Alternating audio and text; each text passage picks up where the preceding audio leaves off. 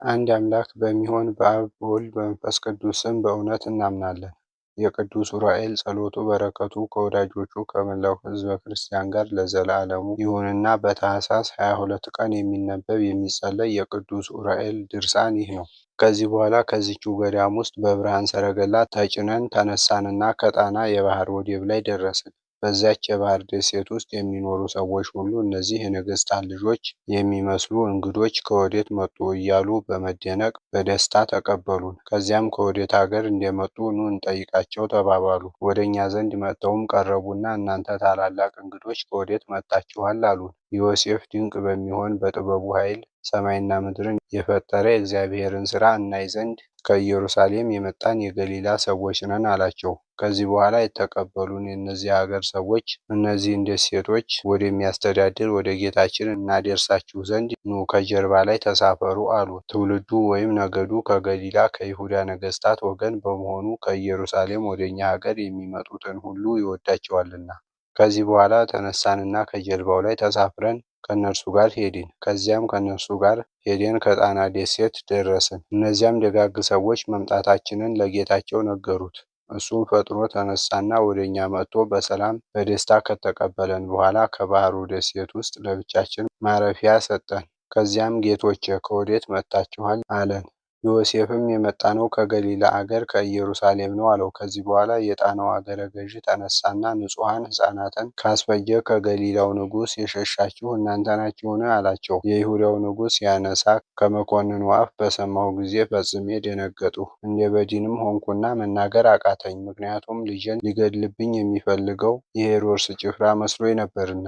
መኮንኑም መደንገጤን አይቶ እንደገና ከመቀመጫው ላይ ተነሳና በግንባሩ ተደፍቶ እመቤቴ ሆይ ሀገርሽን ስለጠየቁሽ አትደንግጪ አለኝ። የነቢዩ የዳዊትን ጸሎት የተቀበለ ፈጣሪዬ ልጄን ከበሽታው ያድነው ዘንድ እየጸለይኩ ሳለሁ ከሄሮድስ ሸሽተሽ ወይም ተሰደሽ የመምጣትሽን ዜና እነሆ በዛሬይቱ ሌሊት የእግዚአብሔር መልአክ ነግሮኛልና አለኝ። የዳዊትን መዝሙር ስጸልይ የኃያላን አምላክ እርዳን ኃይልህንም አንሳና አድነን ከሚለው መዝሙር በደረስኩ ጊዜ የወርቅ ዘንግ ይዞ በትከሻውም እንደ ርግብ ነጭ የሆኑ ክንፎች ያሉት አንድ ቀይ ሰው ወደ እኔ መጣ። ከዚህም አንተ የተመረጥህ እስራኤላዊ ሰው ሆይ ሰላም ላንተ ይሁን። እነሆ ዛሬ የእግዚአብሔር ኃይሉና ጥበቡ የሚሆን አምላካችን ያንተን ልጅና የእስራኤልን ሕዝብ ሊያድን ሰው በመሆን በሕፃናት ልማድ በንጉሡ በዳዊት ልጅ ጀርባ ታዝሎ ወደ አንተ መጥቷል አለኝ። ነፃ የሆነች ሀገረ ኢትዮጵያም በእናቱ እግር መመላለስ ትባረካለች። እርሷም ከሄሮድስ ፊት የሸሸችው ኃላፊ በሆነች መንግስቱ እየቀና ሁልጊዜ በየዕለቱ ከጠዋት እስከ ማታ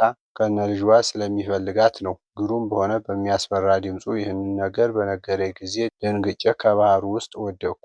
እሱ ግን ከባህሩ ውስጥ በክንፉ ፈጥኖ አነሳኝና በእግሬ አቆመኝ። ቀጥሎም ከመላእክት አለቆች አንዱ የምሆን የእግዚአብሔር መልአክ ዑራኤል ነኝና አትፍራ አለኝ። እኔ ከአምላካችን ወደ አንተ የተላኩት ስለዚህ ሕፃን ስለሆነ የእግዚአብሔር ፈቃዱ ሆኖ ወደ ኢየሩሳሌም እስኪመለስ ድረስ አንተ ዘንድ እንዲቀመጥና ልጅህም ከክፉ በሽታው የሚድን መሆኑን ለማስረዳት ነው አለኝ። ያን ጊዜ ይህንን ነገር ሲነግረኝ የብርሃን መላእክት መጥተው የጣናን ባህር በእሳት ሰይፍ ስለከበቧት በባህሩ ውስጥ የሚኖሩ አጋንንት ሸሹ። መባረክትም ሊያጠፋቸው ተከተላቸው። እዚያው በሸሹባት ባህር ውስጥ አሰጠሟቸውና ወደ ሲኦል ወረዱ። የዚያ የመኮንኑ ልጅም ከበሽታው ዳነና እኛም ከዚያችው ደሴት ውስጥ 3 ወር ተቀመጥን። በጣና ደሴት ገብተን ተቀምጠን ሳለ በጥር 18 ቀን ዑራኤል መልአክ መጥቶ የሄሮድስን መሞት አበሰረኝ። ከዚያም እመቤቴ ተነሽ ከደመናው በላይ ባለው የብርሃን ሰረገላ ላይ ወጥተሽ ተቀመጭና ወደ አገርሽ ወደ ናዝሬት እንሂድ አለኝ።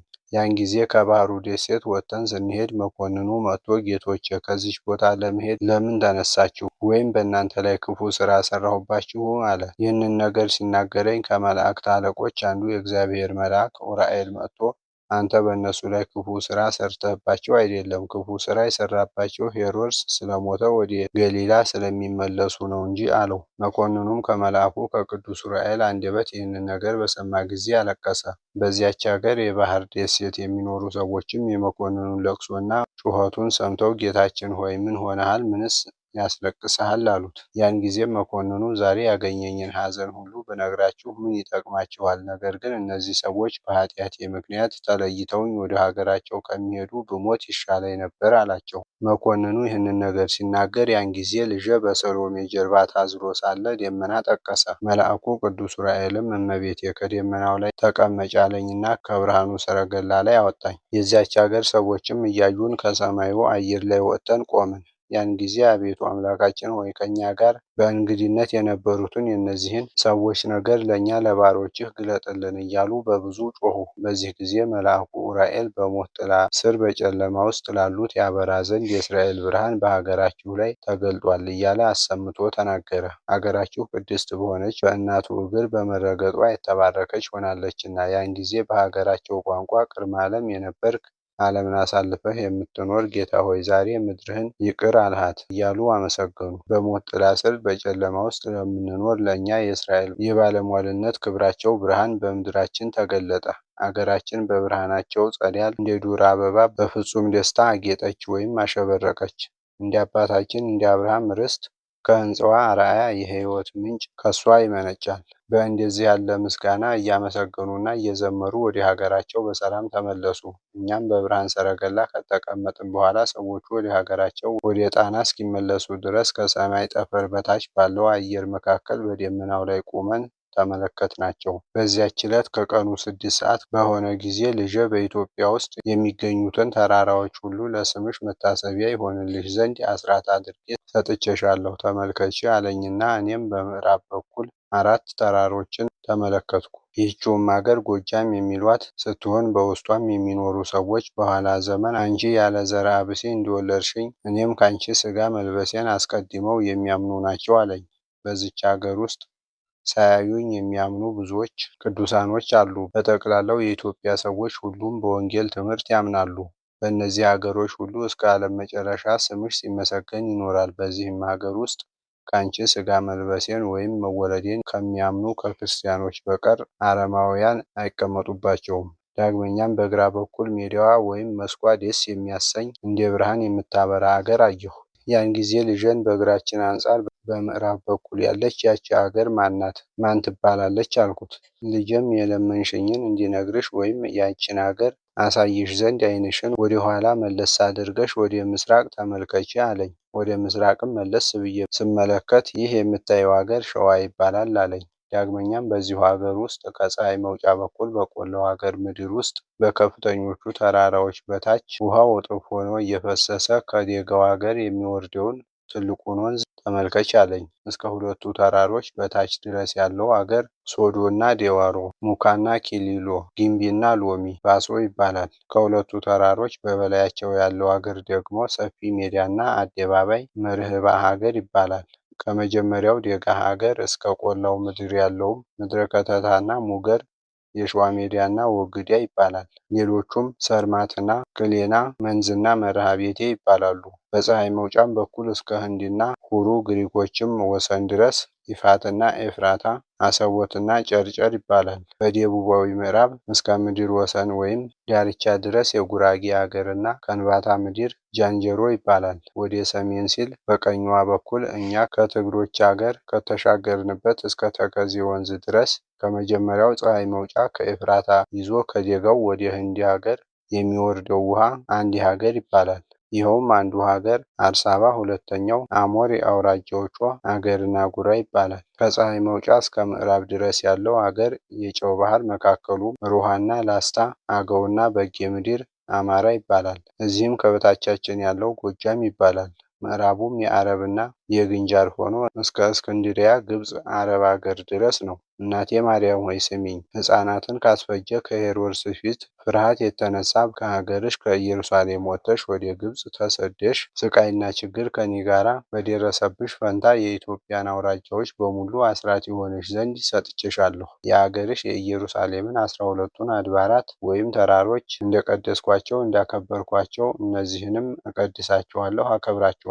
እነርሱም ከትግራይ አገር ገዳመ ዋሊ ዋልድባና የእስራኤል አምላክ የታቦተ ጽዮን ቦታ አክሱምና እንዲሁም ደብረ ሃሌሉያ፣ ደብረ ዳሞ ናቸው። ከአማራ ሀገር ሀገረ ሩሃን ከአባይ ወንዝ ጀምሮ እስከ አምባሰል ድረስ ሐይቅንና ከዚችም ከጣና ባህር ደሴት ጋር እቀድሳቸዋለሁ። ከጎጃም ሁለቱ አድባራት እንደ ሁለቱ የአማራ ሀገር ባህር ደሴቶች ከፍተኞች ይባላሉ። ከሸዋ ሀገርም ግራሪያና የወግዲያ ደብር ከሜድዋ ጋር ሁለቱ አድባራት ዝቋላና ኤረር ከፍተኞች አድባራት ይሆናሉ። ሁለተኛውና ሦስተኛው ክፍልም ከደብረ ቆጵሮስና ከደብረ ክሊና ጋር ትክክል ይሆናሉ። የእመጓና የጎጎት ገዳም እስከ አገረ ቃያና ሜዳ ድረስ ይሆናል። አራተኛው ክፍል ደብረ ዊፋትና ታችኛው የሻሻዬ ደብር የዶንስ ገዳም ከሩምሲ ሀገር እስከ ደብሩ ምንጭ ውሃ ድረስ ይሆናል። ያግሙ በሚባል አገር ያለ ደብረ ወገግና አዘሎ፣ ሰርማትና የገሊላ ቦታ ከፍተኞች ይሆናሉ። ይኸውም ከሽምብራ ኩሬ ወንዝ ጀምሮ እስከ አንዲያ ወንዝ ድረስ ያለው የሸዋ አገር ምድር በማያልፈው በአባቴ መንግስት በሕያዋንና በሙታን ልፈርድ ዳግመኛ ወደዚህ ዓለም እስክመጣ ድረስ ርስት ይሁንልሽ። ያን ጊዜም ልጄን የእነዚህ አገሮች ስም አጠራር ልቤን ደስ አሰኘኝ። ምድረ ግራሪያና አዴሽዋን ሞረትን አያቸው ዘንድ እንሂድ አልኩት። እንሂድ ስላልኩት ወይም ስለጠየቅኩት አክሱምን በእግሬ እየተዘዋወርኩ ስጎበኝ ሌሎችንም የትግራይ አድባራትን ሁሉ አይቻቸዋለሁና ወደ ሀገርሽ ወደ ኢየሩሳሌም የመመለሻሽ ጊዜ ደርሷልና ይህ ነገር አይሆንም ሲል መለሰልኝ። ነገር ግን በዚሁ ባለንበት የብርሃን ሰረገላ በደመናው ላይ ሆነን በአየር ወደዚህ አድባራት ነይ እንሂድ አለኝና ወደ ሸዋ ስንሄድ ግራሪያ ከምትባል ቦታ ደረስን። ያን ጊዜ ልጄ በዚህ በታችኛዋ ሜዳ በኩል ትልቅ ዋሻ አለች። በውስጧም በኋላ ዘመን ንጽሕናው ከኤልያስ ንጽሕና የሚበልጥ መነኩሴ ይኖርባታል አለኝ። አዲስ በምትሆን በሕጌ ሙሽራ በመንፈስ ቅዱስ ብዙዎች መነኮሳት ከሱ ይወለዳሉ። በአንቺ ስም አብያተ ክርስቲያናትን የሚሰሩና የሚወዱሽ በአካባቢዋና በየክፍሏ ሁሉ ይገኛሉ።